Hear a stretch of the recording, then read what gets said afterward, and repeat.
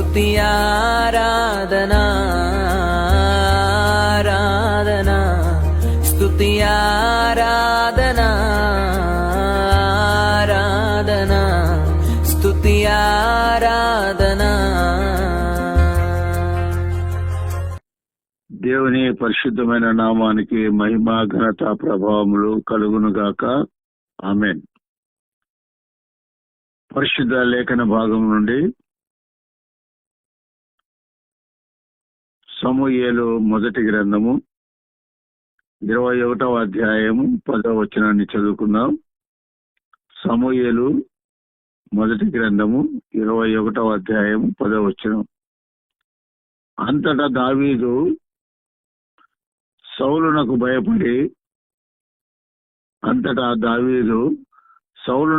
భయపడినందున ఆ దినముననే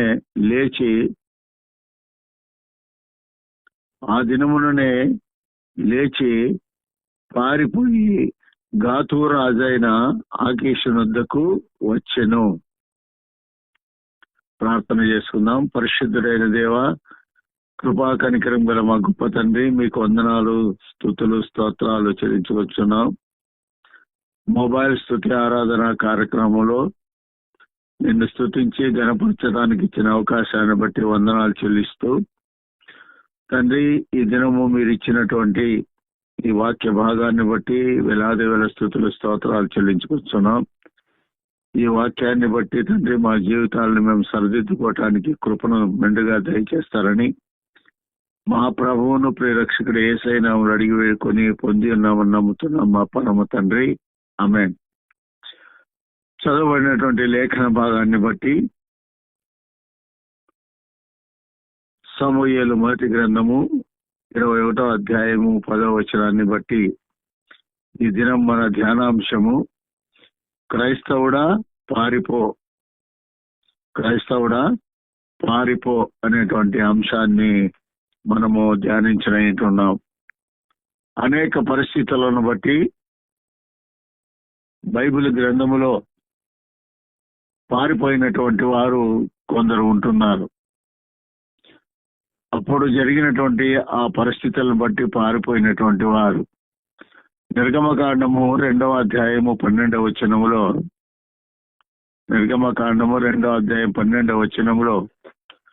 మనం చూడగలిగినట్లయితే అక్కడ మోషే ఐగుప్తిని చంపి పారిపోయాడు. మోషే ఎక్కడున్నాడు? ఐగుప్తు దేశంలో ఫరో యొక్క కుమార్తె పెంచుకుంటుంది ఆయన్ను. అక్కడ ఉన్నప్పుడు ఒక వ్యక్తి ఇశ్రాయేలీని కొట్టుట చూచి ఆ పరిస్థితిని తట్టుకోలేనటువంటి వాడై నిర్గమకాండము 2:12 అతడు ఇటు అటు తిరిగి చూసి ఎవడునూ లేకపోగా ఆ ఐగుప్తిని చంపి ఇసుకలో వాని కప్పిపెట్టెను. నిర్గమకాండము 2వ అధ్యాయం 15వ వచనములో ఫరో ఆ సంగతి విని మోషేను చంపజూచెను గాని మోషే ఫరో ఎదుట నుండి పారిపోయి మిద్యాను దేశంలో నిలిచిపోయి ఒక బావి యొద్ద కూర్చుండెను అనే మాట చూస్తున్నాం. ఏ పరిస్థితిలో ఆయన పారిపోయాడు? అక్కడ ఐగుప్తీయుడు ఇశ్రాయేలీని చంపడం చూసి తట్టుకోలేక తన జనులైనటువంటి ఇశ్రాయేలు ప్రజలను ఆ ఐగుప్తీయుడు చంపడం చూసి తట్టుకోలేనటువంటి వాడే అతన్ని చంపి పారిపోయాడు. ఆ పరిస్థితులు వేరు. మొదటి రాజుల గ్రంథము 19వ అధ్యాయం 2వ వచనములో మొదటి రాజులు 19వ అధ్యాయం 2వ వచనంలో ఏలియా యెజబెలు అనేటువంటి స్త్రీకి భయపడి పారిపోయాడు.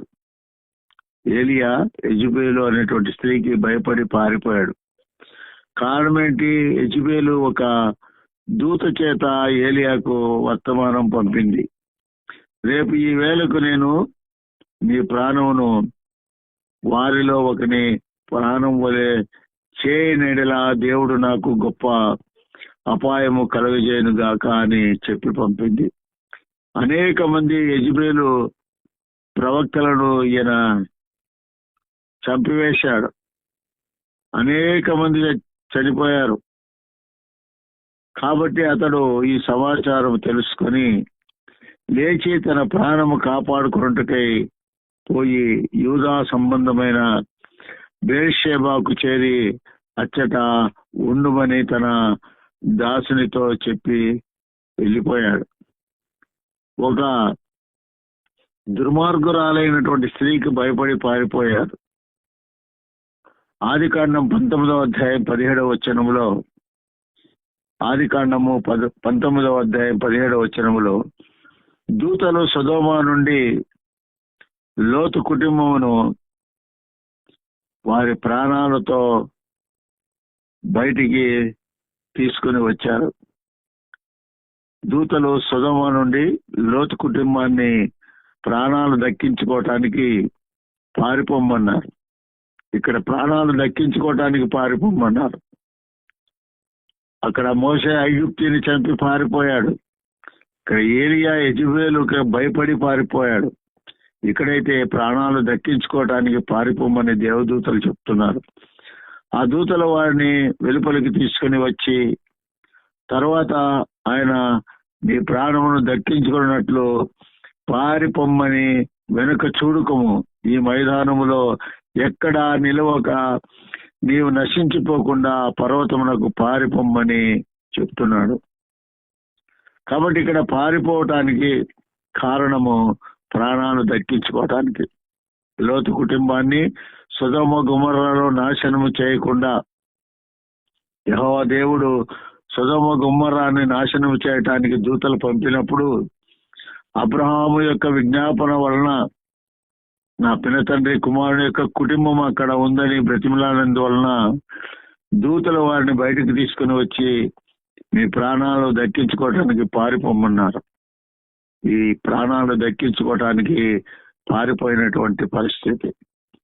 ఆదికాండము 16వ అధ్యాయం 6వ వచనములో ఆదికాండం 16వ అధ్యాయం 6వ వచనములో శారా హాగరును శ్రమపెట్టగా పారిపోయింది. ఎవరి శారా, ఎవరి హాగరు? అబ్రహాము యొక్క భార్య శారా. హాగరు శారా దగ్గర పనిచేసేటువంటి పని మనిషి.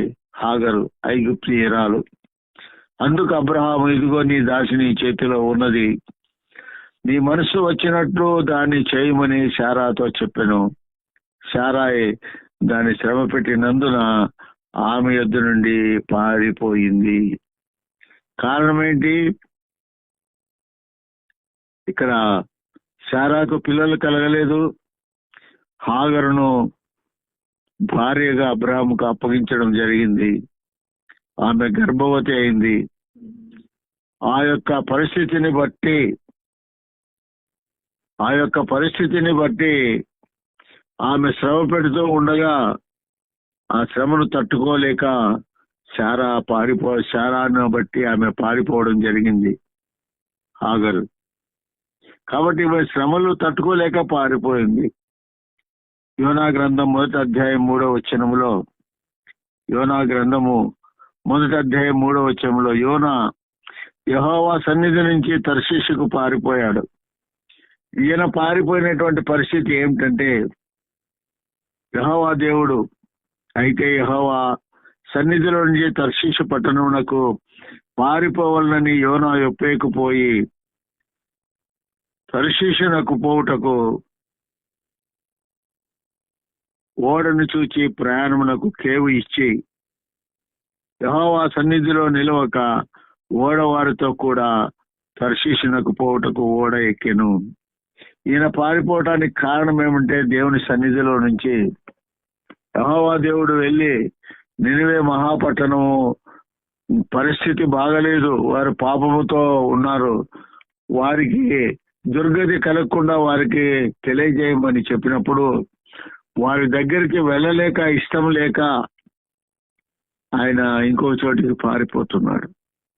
రాజుల 1వ గ్రంథంలో 11వ అధ్యాయము 40వ వచనంలో యారోబాము ఇశ్రాయేలీల రాజు సొలొమోను రాజు చంపునని భయపడి ఐగుప్తునకు పారిపోయాడు. ఈయన ప్రాణ రక్షణ కొరకు పారిపోయినట్టుగా మనం చూస్తున్నాం. జరిగిన దానిని విని సొలొమోను యారోబామును చంపచూడగా యారోబాము లేచి ఐగుప్తు దేశంనకు పారిపోయి ఐగుప్తు రాజైన షాషోకునొద్ద చేరి సొలొమోను మరణమగు వరకు ఐగుప్తులోనే ఉండెను. ఐగుప్తు రాజు దగ్గర దాచుకున్నాడు. మత్తయి సువార్త 26వ అధ్యాయము 56వ వచనములో, మత్తయి సువార్త 26:56 వచనంలో చూస్తే యేసును రోమా భటులు పట్టుకొనగా శిష్యులు అక్కడి నుంచి యేసును విడిచి పారిపోయారు. యేసును విడిచి పారిపోయారు. కాబట్టి వీరి పరిస్థితి ఏంటి? మమ్మల్ని కూడా ఇక బంధకాల్లో వేస్తారేమో అనేటువంటి భయముతో ఇస్కరియోతు యూదా డబ్బు తీసుకొని రోమా భటులకు ప్రభు యొక్క ఆచూకీని తెలియజేసినప్పుడు ఆ శిష్యులు అందరూ ఉన్నారు. ఆ సమయంలో యేసు ప్రభుల వారిని బంట్రౌతులు పట్టుకొని వెళ్ళేటప్పుడు చూచి భయపడి పారిపోయినట్టుగా మనం చూస్తున్నాం. అయితే ఈ విషయాలను బట్టి మనం గమనించాలా, ఏ పరిస్థితిలో వారు పారిపోయారు, అయితే యేసయ్య ఏ పరిస్థితిలో క్రైస్తవుడా పారిపో అని చెప్తున్నాడు అనే విషయాన్ని మనం ఈ దినము మనం ధ్యానించుకుంటున్నాం. వారి వారి పరిస్థితులు బట్టి వారు ప్రాణరక్షణ కోసం పారిపోయినటువంటి వారు 7 మందిని చూశాం. అయితే యేసు ప్రభులు వారు మనకి ఉదయకాలం పరిశుద్ధ గ్రంథంలో నుండి తండ్రి కుమార పరిశుద్ధాత్మ దేవుడు క్రైస్తవుడా పారిపో అంటున్నాడు. ఎందుకు పారిపోవాలా అనేటువంటి విషయాన్ని దావీదును మనకు సాదృశ్యంగా చూపుతూ ఇక్కడ మనకు ఈ ఉదయకాలం ఏ విషయాల్లో మనం పారిపోవాలనేటువంటి విషయాన్ని మనకు తెలియజేస్తున్నాడు. సమూయేలు మొదటి గ్రంథము 21వ అధ్యాయం 10వ వచనాన్ని మరొకసారి చదువుకుందాం. అంతటా దావీదు సౌలునకు భయపడినందున ఆ దినముననే లేచి పారిపోయి గాతు రాజైన ఆకీషు వద్దకు వచ్చెను. సింహమును ఎలుగుబంటిని చంపినటువంటి ధైర్యశాలి అయినటువంటి దావీదు ఎందుకు సౌలును చూసి భయపడి పారిపోతున్నాడు? సమూయేలు మొదటి గ్రంథము 18వ అధ్యాయము 7, 8, 9 వచనాలు మనం చూసినట్టయితే అక్కడ సారాంశాన్ని మనం అర్థం చేసుకోగలుగుతాం. దావీదు యుద్ధములో గొల్లియాతును జయించి గొల్లియాతు తలను తీసుకొని రాజుగారి దగ్గరికి వచ్చినప్పుడు స్త్రీలు గాన ప్రతిగానములు చేస్తూ సౌలు 1000 కొలది దావీదు 10,000 కొలది శత్రువులను హతము చేసినని మాటలు సౌలునకు వినబడ్డాయి. వినబడినప్పుడు కోపోద్రేకుడై తట్టుకోలేక ఆనాటి నుండి దావీదు మీద విషపు చూపు నిలిపెను. లోకరీతిగా ఎవరినైనా మనకంటే తక్కువ వారిని పొగిడినప్పుడు కొంత ఎదుటి వ్యక్తిలో అసూయ అనేది కనబడుతుంది. నాకన్నా వాడు గొప్పవాడా అనేటువంటి ఆలోచన. ఆ పరిస్థితిని బట్టే సమూయేలు మొదటి గ్రంథం 18వ అధ్యాయము 11వ వచనములో, మొదటి సమూయేలు 18:11 వచనం, దావీదును చంపుటకు ఆయన సిద్ధపడ్డాడు. ఆ అసూయ చేత దావీదును చంపడానికి సౌలు రాజు సిద్ధపడ్డాడు. ఒకానొక దినమున ఒకప్పుడు సౌలు చేతిలో ఒక ఈటి ఉండగా దావీదును పొడిచి గోడకు బిగింతుననుకొని సౌలు ఆ ఈటెను దావీదు మీదకి విసిరాడు. అయితే యెహోవా దేవుడు దావీదునకు తోడుగా ఉన్నాడు. ఆ పరిస్థితిలో అయితే అది తగలకుండా దావీదు 2 మారులు తప్పించుకొనెను. అలాంటి పరిస్థితుల నుండి ఎవరైనా తప్పించుకోవాలి. మరణ పరిస్థితి, ఆ గడ్డు పరిస్థితి నుంచి ఎవరైనా తప్పించుకోవాలి. ఆ పరిస్థితిని బట్టి అపాయకరమైన ఆ స్థలం నుండి ఉండకుండా దావీదు పారిపోయాడు. కాబట్టి క్రైస్తవుడు ఏ విషయాల్లో పారిపోవాలా అనేటువంటి విషయాన్ని ప్రభు మనకు తెలియజేస్తున్నాడు. మొట్టమొదటిగా యోహాను పత్రిక, మొదటి యోహాను పత్రిక 3వ అధ్యాయము 15వ వచనములో, యోహాను మొదటి పత్రిక 3వ అధ్యాయం 15వ వచనంలో నరహంతకులకు దూరముగా పారిపోమంటున్నాడు క్రైస్తవులను. నరహంతకులకు దూరముగా పారిపోమంటున్నాడు.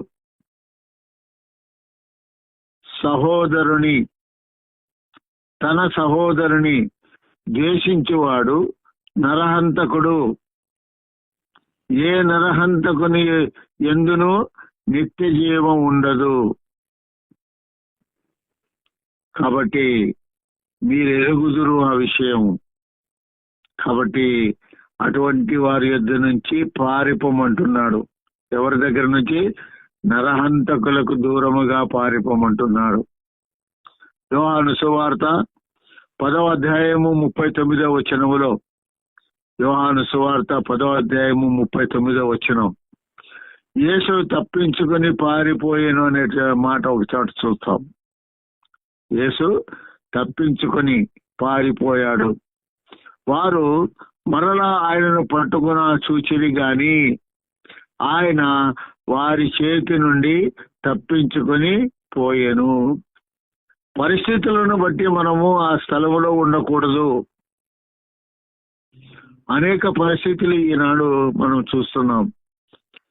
సువార్త సేవకు వెళ్ళినటువంటి వారిని బలవంతముగా పట్టుకుని అవమానపరచడము, కొట్టడము, బైబిల్ పత్రికలను చించివేయడము, బైబిల్ని చించివేయడము, అనేక ఇబ్బందులు మనము ఈనాడు చూస్తున్నాం మన కనులారా. అలాంటి పరిస్థితుల్లో మనం ఏం చేయాలా?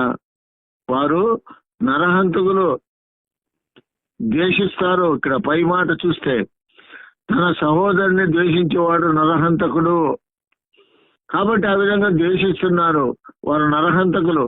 అలాంటి వారి దగ్గర నుంచి మనము ఏం చేయాలా?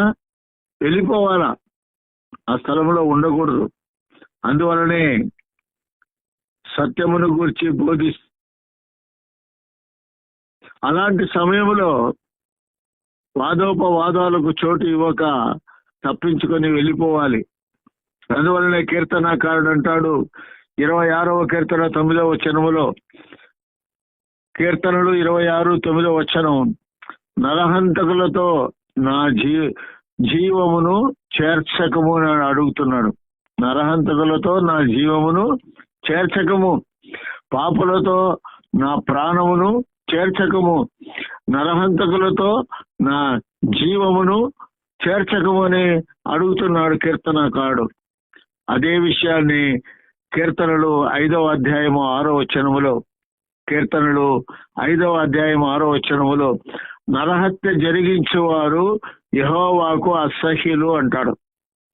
అబద్ధములాడు వారిని నీవు నశింపచేయుదువు.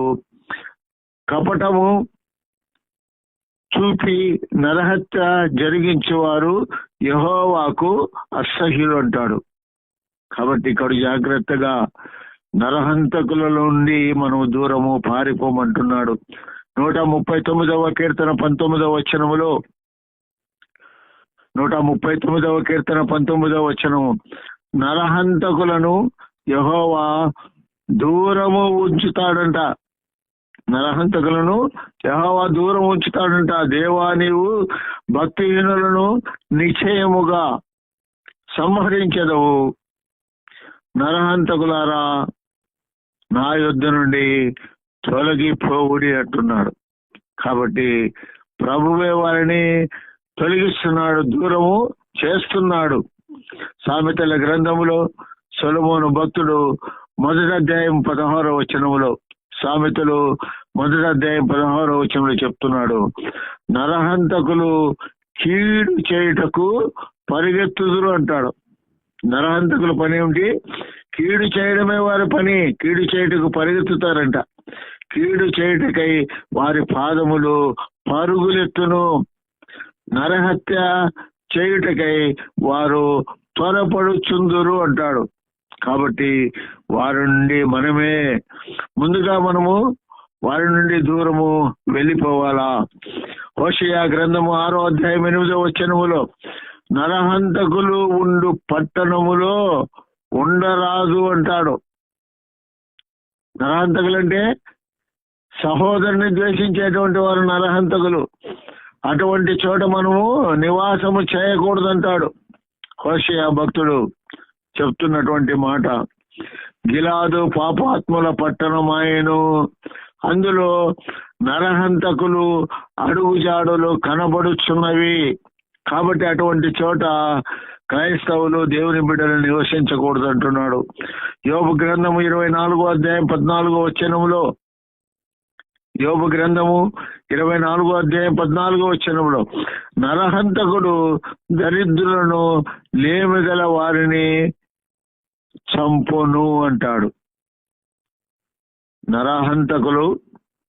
నరహంతకుడు దరిద్రులను లేమిగల వారిని చంపును అంటున్నాడు. తెల్లవారునప్పుడు నరహంతకుడు లేచును, వాడు దరిద్రులను లేమిగల వారిని చంపును. రాత్రందు వాడు దొంగతనము చేయును. కాబట్టి మొట్టమొదటగా మనకు పరిశుద్ధ లేఖన భాగం నుంచి తెలియజేస్తున్నటువంటి మాట ఏంటంటే, నరహంతకులకు దూరముగా క్రైస్తవుడు పారిపోవాలి అని చెప్తున్నాడు. ఇక రెండవదిగా లూకాసు వార్త 23:1-2 లూకాసు వార్త 23:1-2 యేసు జనులను తిరుగుబాటుకు ప్రేరేపించుచున్నాడని పిలాతుకు ఫిర్యాదు చేశారు. ఇక్కడ ఏంటంటే, తిరుగుబాటు చేయు వారికి దూరముగా పారిపోవాలి. తిరుగుబాటు చేసేటువంటి వారికి దూరముగా పారిపోవాలి. అనేక విషయాల్లో ఈనాడు అన్ని జనులు తిరుగుబాటు చేస్తున్నారు, క్రైస్తవులపై తిరుగుబాటు. అటువంటి తిరుగుబాటు చేసేటువంటి చోటు నుండి మనం పారిపోవాలి, ఉండకూడదు అక్కడ. అంతటా వారందరూ లేచి ఆయనను పిలాతు నొద్దకు తీసుకొని పోయి, ఇతడు మా జనులను తిరుగుబాటు చేయుటకు ప్రేరేపించుచున్నాడని కైసరునకు పన్నీయవద్దనియు, తానే క్రీస్తును ఒక రాజుననియు చెప్పగా మేము వింటిమని ఆయన మీద నేరము మోపసాగిరి. ఇక్కడ తిరుగుబాటు చేస్తున్నాడని యేసయ్య మీద వారు ఫిర్యాదు చేశారు. యోహాను సువార్త 10:39 యేసు వారి చేతిలోండి తప్పించుకొని పోయెను. అలాంటి పరిస్థితిలో మనం ఎప్పుడు కూడా ఉండకూడదు, తప్పించుకొని పోవాలా. లేనిపోనివి మన మీద నిందలు మోపేటువంటి పరిస్థితిలో ఉన్నప్పుడు మనము ఆ స్థలంలో ఉండకూడదు క్రైస్తవులు అంటున్నాడు. యేసు వారి చేతిలోండి తప్పించుకొని పోయెను. వారు మరలా ఆయనను పట్టుకొని చూచిరి, కానీ ఆయన వారి చేతిలోండి తప్పించుకొని పోయెను. అదే విషయాన్ని కీర్తనకారుడు 106వ కీర్తన 43వ దేవునిపై తిరుగుబాటు చేయకూడదు, శత్రువులపై తిరుగుబాటు చేయాలంటున్నాడు. అనేక పర్యాయములు ఆయన వారిని విడిపించను, అయినను వారు తమ ఆలోచనను అనుసరించి తిరుగుబాటు చేస్తూ వచ్చిరి. కాబట్టి తిరుగుబాటు చేసేటువంటి వారి దగ్గర నుంచి మనం పారిపోవాలా. సామెతల గ్రంథములో సొలొమోను భక్తుడు 17:11 సామెతలు 17:11 తిరుగుబాటు చేసేటువంటి వాడు కీడును కోరుకొనును అంటున్నాడు. తిరుగుబాటు చేసేవాడు ఎప్పుడు కూడా కీడునేవాడు కోరుకుంటాడు.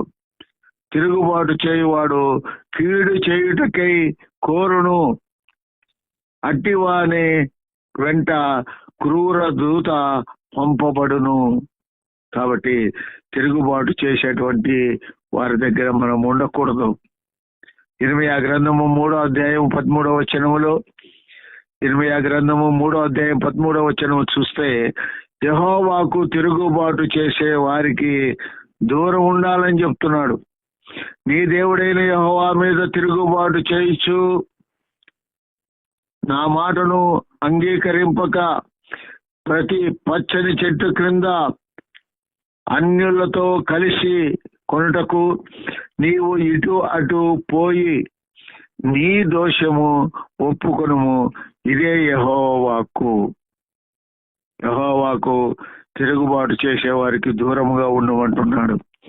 ఇర్మీయా గ్రంథం 5వ అధ్యాయం 23వ వచనములో కూడా, ఇర్మీయా గ్రంథము 5వ అధ్యాయం 23వ వచనంలో, జనులు తిరుగుబాటు ద్రోహము చేయువారు, ఈ జనులు తిరుగుబాటును ద్రోహమును చేయు మనసు గలవారు, తిరుగుబాటు చేయుచు లొంగిపోతున్నారు అంటున్నాడు. కాబట్టి అలాంటి వారితో మనం ఎప్పుడు కూడా ఉండకూడదు. మనము తిరుగుబాటు చేసేటువంటి వారి నుంచి దూరముగా మనము పారిపోవాలంటున్నాడు. యెషయా గ్రంథము 66వ అధ్యాయము 24వ వచనంలో, తిరుగుబాటు చేయువారు కళేబరములు అవుతారంట. కళేబరములు అంటే ఇంక చచ్చిపోవడమే. కళేబరములో ఏముంటుంది? అంతా ఊడిపోయి ఎముకలు మాత్రమే ఉంటాయి. వారు పోయి నా మీద తిరుగుబాటు చేసి వారి కళేబరములను తేరి చూచెదరు.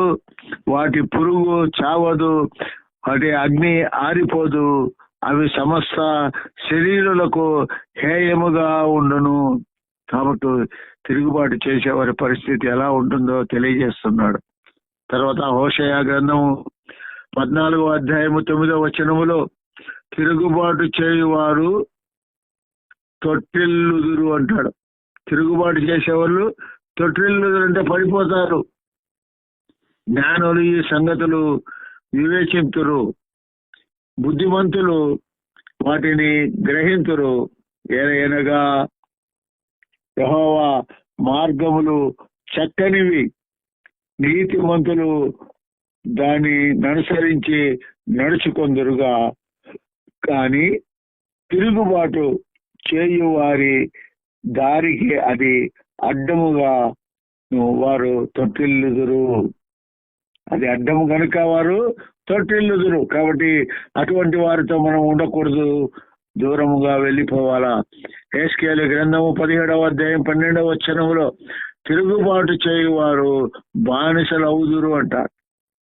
తిరుగుబాటు స్వభావం ఉండేటువంటి వారు బానిసలైపోతారు. తిరుగుబాటు చేయు వారితో ఇట్లను, ఈ మాటలు భావము మీకు తెలియదా?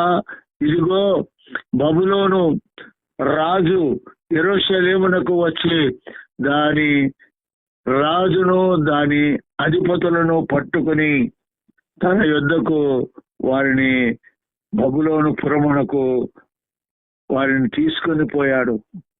ఏమవుతారు? బానిసలైపోతారు. కాబట్టి అటువంటి తిరుగుబాటు స్వభావం గల వారికి దూరముగా మనము జీవించాలి. ఇక మూడవదిగా వ్యభిచారమునకు దూరముగా పారిపోవాలా. వ్యభిచారమునకు దూరముగా పారిపోవాలా. ఎప్పుడు కూడా వ్యభిచారుల దగ్గర, వ్యభిచారం జరిగే చోట ఉండకూడదు. వ్యభిచారమును ప్రేరేపించే వారి దగ్గర ఉండకూడదు అనే విషయం తెలియజేస్తున్నాడు. ఆదికాండము 39వ అధ్యాయము 12వ వచనములో, అప్పుడు ఆమె అతని వస్త్రమును పట్టుకుని తనతో క్షేణించుమని చెప్పగా అతడు తన వస్త్రములు ఆమె చేతిలో విడిచిపెట్టి తప్పించుకొని బయటికి పారిపోయాను. ఎవరు? యోసేపు. ఐగుప్తులో ఉంటున్నాడు. అక్కడ పని చేస్తున్నాడు పనివాడుగా. ఆ సమయంలో ఆ ఇంటి యజమానురాలు అందగాడైనటువంటి యోసేపును చూచి వాడితో పాపము చేయాలని, వాడితో శరీర కోరికలు తీర్చుకోవాలని ప్రయత్నం చేసినప్పుడు యోసేపు వాడి వస్త్రములు విడిచిపెట్టి పారిపోయాడు. అలాంటి సమయము ఆసన్నమైనప్పుడు జాగ్రత్తగా లోకములో క్రైస్తవుడు జ్ఞానము కలిగి ప్రవర్తించుకోవాలా. యోసేపు పారిపోయాడు. సామెతల గ్రంథము 5వ అధ్యాయము 3వ వచనము మనము చూడగలిగినట్లయితే అక్కడ చెబుతున్నటువంటి మాట, సొలొమోను భక్తుడు సామెతలు 5వ అధ్యాయము 3వ వచనము, జార స్త్రీకు దూరముగా పారిపోవాలి అంటాడు.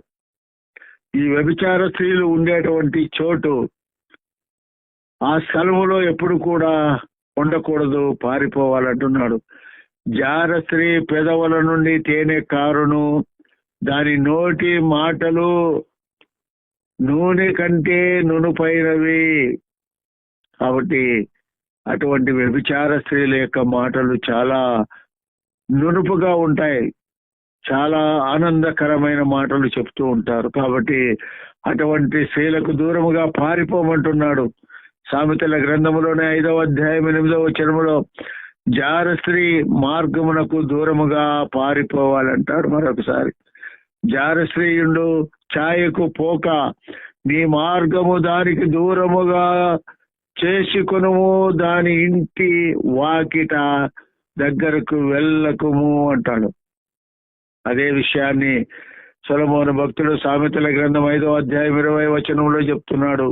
సామెతలు 5:20, పరస్త్రీకి దూరముగా ఉండు అంటాడు. నా కుమారుడా, జారస్త్రీ యందు నీవేళ భద్రుడవైయుందువు, పరస్త్రీ రొమ్ము నీవేళ కౌగిలించుకుందువు అంటాడు. కాబట్టి అటువంటి స్త్రీలకు దూరముగా ఉండమని హెచ్చరిస్తున్నాడు సొలొమోను భక్తుడు. సామెతల గ్రంథం 6వ అధ్యాయం 24వ వచనం, పరస్త్రీ యొద్దకు పోకుండా కాపాడును అంటాడు. ఏది కాపాడుతుంది పరస్త్రీ యొద్దకు పోకుండా? సామెతలు 6:24, పరస్త్రీలకు ఇచ్చకపు మాటలకు లోబడకుండా అవి నిన్ను కాపాడును. ఏవి కాపాడుతాయి నిన్ను? సామెతల గ్రంథం 6:20 వచనములో, నా కుమారుడా, నీ తండ్రి ఆజ్ఞను గైకొనుము, నీ తల్లి ఉపదేశమును త్రోసివేయకము అంటున్నాడు. అవి నిన్ను కాపాడుతాయి.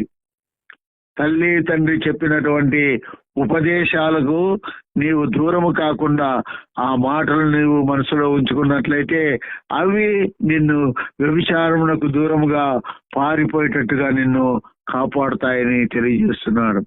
సామెతల గ్రంథంలోనే 6వ అధ్యాయం 26వ వచనములో, వేశ్య సాంగత్యము చేయరాదు అంటాడు.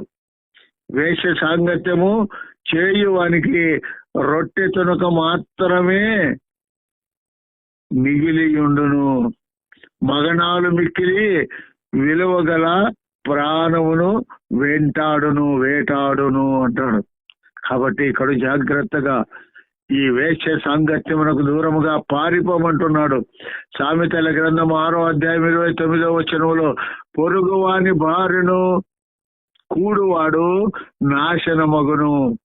పొరుగువాని భార్యతో శారీరక సంబంధం పెట్టుకున్నటువంటి వాడు నాశనమైపోతాడంట. కాబట్టి ఇక్కడ జాగ్రత్తగా దూరముగా మనము జీవించాలా.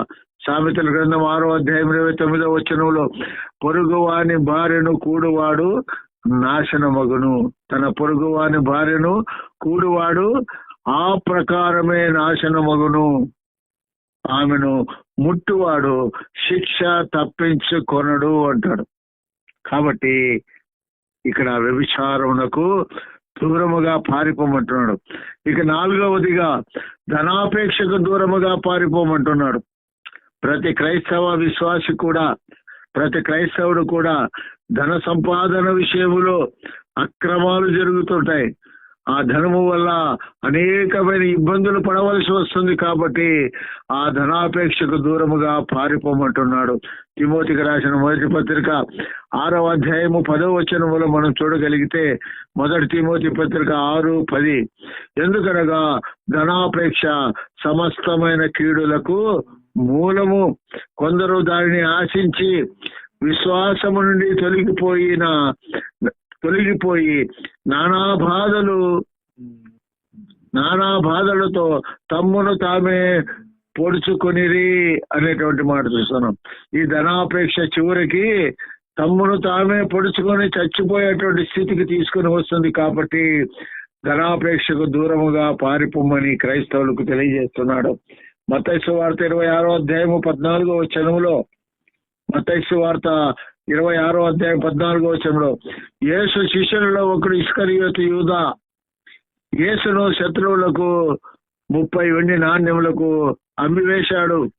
ధనాపేక్ష, ప్రభుతో ఉన్నటువంటి వాడే, ప్రభుతో తిరిగినటువంటి వాడే అటువంటి ఇస్కరియోతు యూదా దుర్మార్గపు ఆలోచన, డబ్బుకు ఆశపడి 30 వెండి నాణ్యాలకు అమ్మివేశాడు శత్రువులకు. అప్పుడు 12 మందిలో ఒకడు ఇస్కరియోతు యూదా ప్రధాన యాజకుల యొద్దకు వెళ్ళి, నేను ఆయనను మీకు అప్పగించినట్లా నాకేమి ఇస్తురని వారిని అడిగాను. అందుకు వారు 30 వెండి నాణ్యములు తూచి వారికి ఇచ్చిరి. మత్తయి సువార్త 27:5 వచనంలో, మత్తయి సువార్త 27:5 వచనంలో, ఇస్కరియోతు యూదా ఉరి పోసుకొని చచ్చెను అనే మాట ఉంది. పైన చెప్పబడినటువంటి మాట, ఎందుకనగా ధనాపేక్ష సమస్తమైన కీడులకు మూలము అని చెప్పినటువంటి మాట ఇక్కడ ఇస్కరియోతు యూదా జీవితంలో నెరవేరింది. ఇస్కరియోతు యూదా ఉరి పోసుకొని చచ్చాడు. కాబట్టి ఆ ధనాపేక్ష వలన చచ్చిపోయాడు. యెహోషువ గ్రంథము 7వ అధ్యాయం 21వ వచనంలో, ఆకాను ధనాపేక్షకు ఆశపడి తాను తన కుటుంబము రాళ్ల చేత కొట్టబడి అగ్ని చేత కాల్చబడింది. ఆ యొక్క దరిద్రపు ఆశ, ఆయన చేసిన పని, దోపుడు సొమ్ములో ఒక మంచి షీనారు పై వస్త్రమును, 2 మణుగుల 200 తులముల వెండిని, 10 తులముల ఎత్తుగల ఒక బంగారు కమ్మిని నేను చూచి వాటిని ఆశించి తీసుకొంటిని. అదిగో నా డేరా మధ్య అవి భూమిలో దాచబడి ఉన్నవి. ఆ వెండి దాని క్రింద ఉన్నదని ఉత్తరం ఇచ్చి తాను చేసినదంతయు ఒప్పుకొనెను. ఆ పని చేసినందువలన యెహోషువ గ్రంథం 7వ అధ్యాయం 26వ వచనములో, యెహోషువ గ్రంథం 7:26వ వచనములో, ఆకాను కుటుంబము రాళ్లతో కొట్టబడి అగ్ని చేత కాల్చబడి బూడిదై అక్కడ రాళ్ల కుప్పను వేశారు. వారిని రాళ్లతో కొట్టి తర్వాత అగ్ని చేత కాల్చి వారి మీద రాళ్లను పెద్ద కుప్పగా వేసిరి. అది నేటి వరకు ఉన్నది. అప్పుడు యెహోవా కోపోద్రేకము విడిచిన వాడై మల్లుకొనెను. అందుచేతనే నేటి వరకు ఆ చోటు పెట్టబడింది. జాగ్రత్త. ఏ క్రైస్తవుడైనా ధనాపేక్షకు దూరముగా పారిపోవాలి. సంఖ్యాకాండం 22వ అధ్యాయం 17వ వచనములో, సంఖ్యాకాండము 22వ అధ్యాయం 17వ వచనములో, బిలాము ప్రవక్త ధనాశ చేత బాలాకు రాజు ఇచ్చేటువంటి బహుమానమును ఆశించి ఇశ్రాయేలు ప్రజలను శపించుటకు ప్రోత్సహించబడ్డాడు. నేను నీకు బహుఘనత కలుగజేసేదను, నీవు నాతో ఏమి చెప్పుదువో అది చేసేదను గనుక నీవు దయచేసి వచ్చి నా నిమిత్తము ఈ జనమును శపించమని షిప్పోరా కుమారుడైన బాలాకు చెప్పిననిరి. సంఖ్యాకాండము 22వ అధ్యాయము 22వ వచనములో, సంఖ్యాకాండము 22 అధ్యాయము 22వ వచనములో, దేవుని మాట ధిక్కరించి ధనాపేక్ష కలిగి వెళితే దేవుడు విరోధిగా నిలబడతాడు. యెహోవా దూత ముమ్మారు నీ గాడిదను నీ వేళ కొట్టితివి, ఇదిగో నా ఎదుట నీ నడత విపరీతమైనది గనుక నేను నీకు విరోధినై బయలుదేరి వచ్చి తిని అంటుంది. దేవదూత నిలబడి ఎదురుగా ఎప్పుడైతే ధనాపేక్షకు లోబడతాడో, దైవ సేవకుడుగా ప్రవక్తగా ఉన్నటువంటి బిలాము ధనాపేక్షకు లోనవుతున్నాడు. కాబట్టి దైవ సేవ చేసేటువంటి వారు గమనించవలసిన విషయం ఏమిటంటే ధనాపేక్ష కలిగిన వారుగా ఉండకూడదు. ధనాపేక్ష సమస్తమైన కీడులకు మూలమవుతుంది. కాబట్టి జాగ్రత్తగా బిలాము ప్రవక్తను మనకు చూపుతున్నాడు. అక్కడ ఇశ్రాయేలు జనాంగాన్ని శపించమని బాలాకు రాజు నీకు ఏమి కావాలా, బంగారు కావాలా, ఏమి కావాలా, వెండి కావాలా, నువ్వు అడిగింది నేను ఇస్తాను అని పురమాయించినప్పుడు దూత అక్కడ ధనాపేక్ష కోసం వెళ్తున్నటువంటి ఆ యొక్క బిలాము ప్రవక్తకు విరోధిగా నిలబడింది. జాగ్రత్త. 2వ పేతురు పత్రిక 2వ అధ్యాయము 15వ వచనములో బిలాము నడిచిన మార్గములో నడవరాదు అంటాడు. తిన్నని మార్గమును విడిచి బేరు కుమారుడైన బిలాము పోయిన మార్గమును బట్టి త్రోవ తప్పిపోయిరి అని చెప్తున్నాడు. కాబట్టి బిలాము నడిచిన మార్గములో దైవ సేవకులు నడవవద్దని హెచ్చరిస్తున్నాడు ఈ ఉదయకాలం. 2వ రాజుల గ్రంథము 5వ అధ్యాయం 23వ వచనములో, రాజులు 2వ గ్రంథం 5వ అధ్యాయం 23వ వచనములో ఎలీషా శిష్యుడు గెహాజీ ధనాశ చేత ఎలీషా ప్రవక్త వద్దని పంపివేసినటువంటి కానుకల కోసం వెళ్ళి తెచ్చుకొని శాపము పొందాడు. అందుకు నయమాను నీకు అనుకూలమైతే రెట్టింపు వెండి తీసుకొనమని బతిమాలి 2 సంచులలో 4 మణుగుల వెండి కట్టి 2 దుస్తుల బట్టలు ఇచ్చి తన పనివారితో 2 మీద వాటిని వేయగా వారు గెహాజీ ముందర వాటిని మోసుకొని పోయిరి. మెట్ల దగ్గరకు వారు రాగానే వారి యొద్ద నుండి గెహాజీ వాటిని తీసుకొని ఇంటిలో దాచి వారికి సెలవేయగా వారు వెళ్ళిపోయేది. 2వ రాజులు 5వ అధ్యాయము 27వ వచనములో, 2వ రాజుల గ్రంథం 5వ అధ్యాయం 27వ వచనములో ఎలీషా విషయము తెలుసుకుని శపించాడు.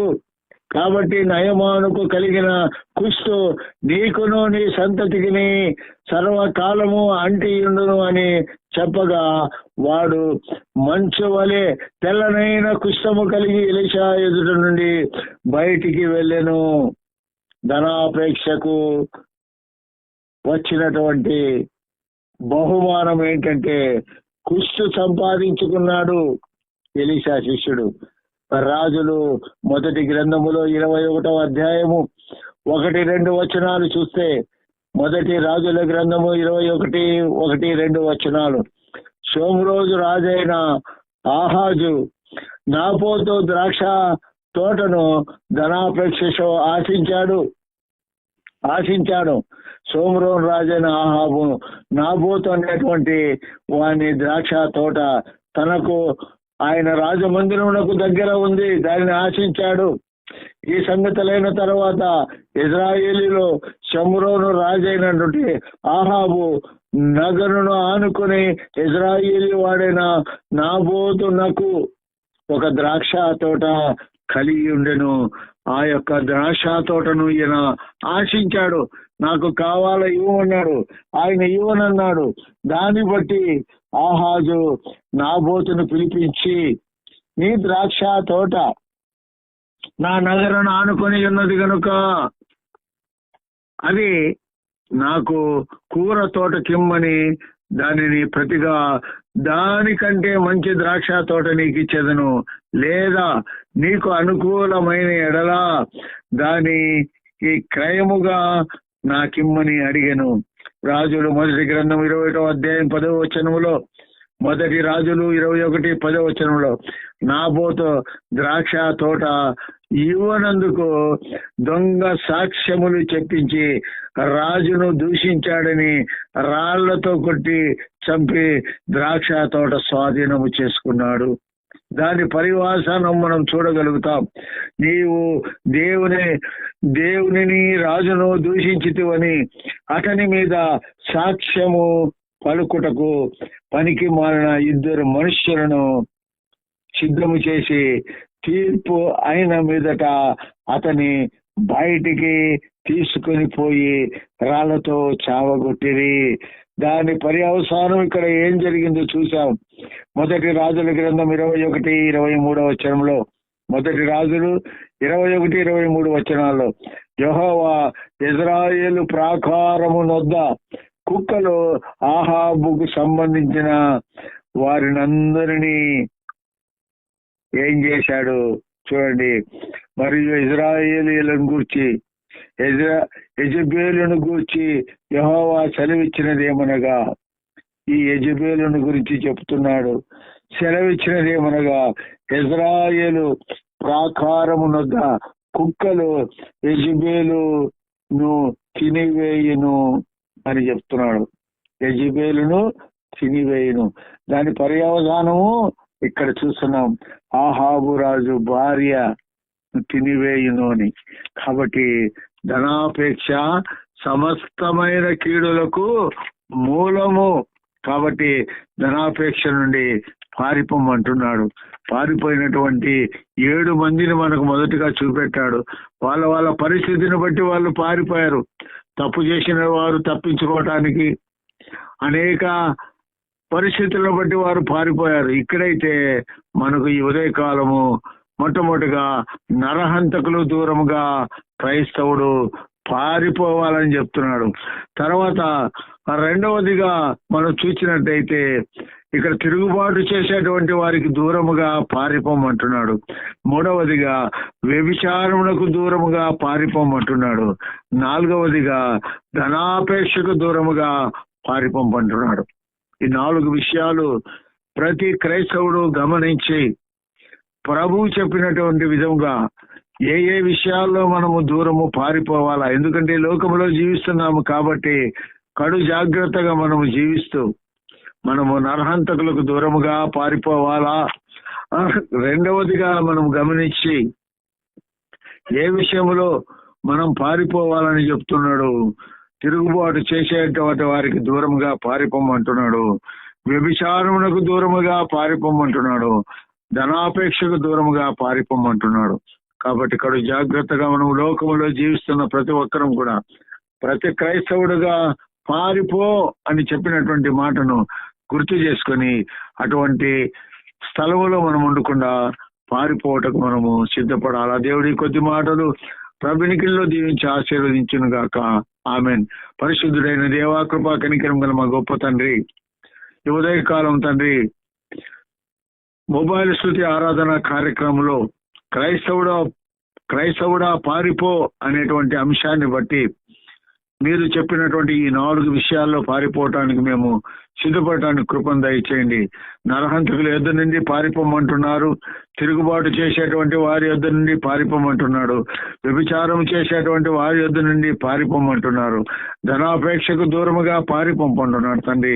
ఆ 4 విషయాల్లో మేము సిద్ధపడి కడు జాగ్రత్తగా ఉండి అటువంటి స్థలముల నుండి మేము పారిపోవటానికి కృపను దయచేస్తారని మా ప్రభుని ప్రియ రక్షకుడు యేసయ్య నామములో అడిగి వేడుకొని పొంది ఉన్నామని నమ్ముతున్నాం మా పరమ తండ్రి. ఆమేన్. తండ్రి, కుమార, పరిశుద్ధాత్మ త్రియేక దేవుని యొక్క ప్రేమ, సంతోష, సమాధానాలు మొబైల్ స్తుతి ఆరాధన కార్యక్రమం ప్రారంభించినటువంటి తండ్రి పీటర్ కుటుంబానికి, ఇందులో ప్రారంభ ప్రార్థన చేసినటువంటి వారికి, వాక్యాన్ని చదివిన బిడ్డలకును, పాటలు పాడినటువంటి బిడ్డకును, మరి ముఖ్యంగా తండ్రి ఆరాధన చేసిన దైవ సేవకునికి, ఇందులో పాల్గొన్నటువంటి అనేక మంది దైవ సేవకులకును మరియు విశ్వాసులకును సదా మీ కృప దయచేసి బలపరిచి ఆశీర్వదించుదురుగాక. ఆమేన్, ఆమేన్, ఆమేన్. అందరికీ శుభములు కలుగును గాక. ఆమేన్.